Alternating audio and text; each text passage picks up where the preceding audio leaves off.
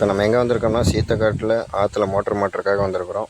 பழைய 30 ஹெச்பியை கழட்டிட்டு 30 ஹெச்பி மாட்டுறதுக்காக வந்திருக்கோம். ஆற்றுல தண்ணியே இல்லை சுத்தமாக. இதுதான் மோட்ரு பம்பு. நம்ம ஆளுங்க இறங்கி கீழே வழியை பார்த்துட்டு வர போகிறாங்க. சுத்தமாக ஒரு சொட்டு தண்ணி கூட இல்லை ஆற்றுல. சம்ப்லேயே தண்ணி கம்மியாக தான் இருக்குது போல். நீங்களே பார்க்குறீங்க, வெறும் மண் மட்டும்தான் இருக்குது. குடிக்கிறதுக்கு தண்ணி கொண்டு வராமல் வந்துட்டோம்.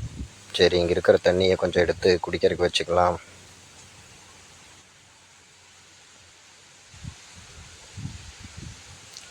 அதோட இதில் ஃபுல்லாக தண்ணி இருக்கும். தண்ணி இருக்கும்போது கொண்டு வந்து மாட்டுறது ரொம்ப ஈஸியாக இருக்கும். அண்ணன் இப்போ பம்பை கீழே இறக்கிட்டு இருக்கிறாரு. நீ இது அவ்வளோ தூரம் தூக்கிட்டு போகணும். மேடு ரொம்ப அதிகமான மேடு. கயிற்றை வச்சு தான் இறங்கணும். அந்த கயிற்றையும் நம்மால் அத்து விட்டுட்டான். கயிறு இல்லாதங்காட்டி தகுந்து ஏற வேண்டியதாக இருக்குது. மோட்டரை வண்டியிலேருந்து இறக்குறோம். மோட்ரு தான் வெயிட் அதிகம். இதை 4 பக்கம் கட்டி 4 பேர் பிடிச்சிட்டு போகிற மாதிரி ரெடி பண்ணணும்.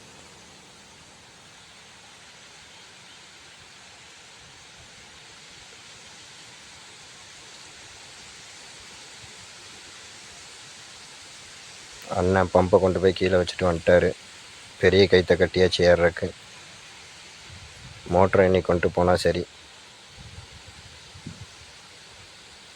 மோட்டரை ஒரு வழியாக கீழே உருட்டி எடுத்துகிட்டு வந்தாச்சு. அடிபடாமல் கொண்டு போகிறது தான் விஷயமே இருக்குது. கேபிள் அடிபட்டுருச்சுன்னா வைண்டிங் பண்ணதெல்லாம் வீணாக போயிடும். இங்கேருந்து இன்னும் அந்த சம்ப் வரைக்கும் கொண்டு போகணும். மோட்டரை மேலே ஏற்றுறதுக்கு போஸ்டர் தான் வேணும். போஸ்ட்டை கொண்டு போய் அங்கே வச்சுட்டு அப்புறம் மோட்டரை மேலே ஏற்றிட வேண்டியது தான். செயின் குமார் போயிட்டுருக்கிறாரு. சங்கிலி கருப்பு டூல்ஸ் பையை எடுத்துகிட்டு போயாச்சு. டூல்ஸ் பையை வச்சுட்டு இனி மோட்டரை மேலே ஏற்றணும். பம்ப் எடுத்துகிட்டு வரோம். செம வெயிட்டு, தூக்கிட்டே வர முடியல. இதுதான் பழைய மோட்டர் கழட்டியாச்சு. கேபிள் ஜாயின் பண்ணுறோம். வாட்டர் ப்ரூஃப் டேப் அடித்து நீட்டாக டேப் அடித்து பேக் பண்ணணும்.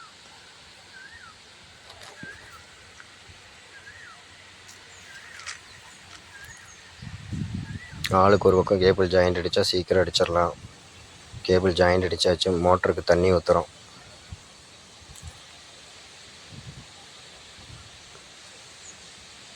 மோட்டருக்கு தண்ணி ஊற்றாச்சு. இனி மோட்டரையும் பம்பையும் கப்பல்ட்டு பண்ண வேண்டியது தான்.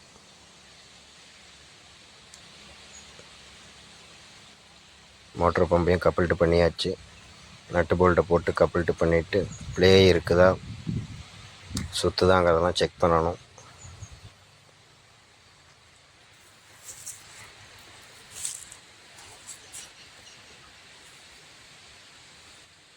இன்னும் 2 நாளில் தண்ணி வந்துடும். அதுக்கு முன்னாடி இந்த மோட்டர்லாம் மாட்டினா தான் கொன்றசம்பாளையம் சின்ன சின்ன ஊர்களுக்கு தண்ணி போகும்.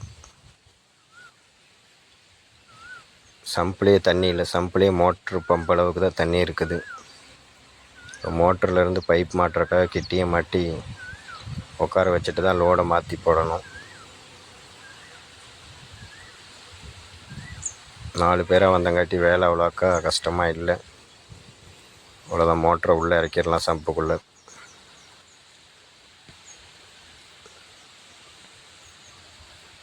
கிட்டி மாட்டினதே இதுக்காகத்தான். கிட்டி அதில் உட்காந்தா தான் நம்ம செயின் பிளாக்கை வெளியே எடுக்க முடியும். செயின் பிளாக் எடுத்து பைப்பை ஜாயின் பண்ணி நீ உள்ளே இருக்க வேண்டியது தான் வேலையே.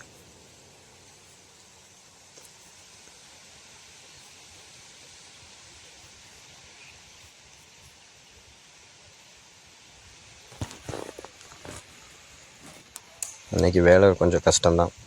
தண்ணி இருந்துச்சுன்னா ஒன்றும் தெரியாது. தண்ணிக்குள்ளே வெயிட்டு தெரியாமல் எடுத்துகிட்டு வந்துடலாம். தண்ணி இல்லாமல் மண்ணுக்குள்ளே கொண்டு வர்றதுக்குள்ளே போதும்னு ஆயிடுச்சு. ஒரு வழியாக எப்படியோ கொண்டு வந்து மோட்டரை உள்ளே இறக்க போகிறோம். இந்த 10 அடி பைப்பை ஜாயின் பண்ணி உள்ளே இறக்குனா போதும்.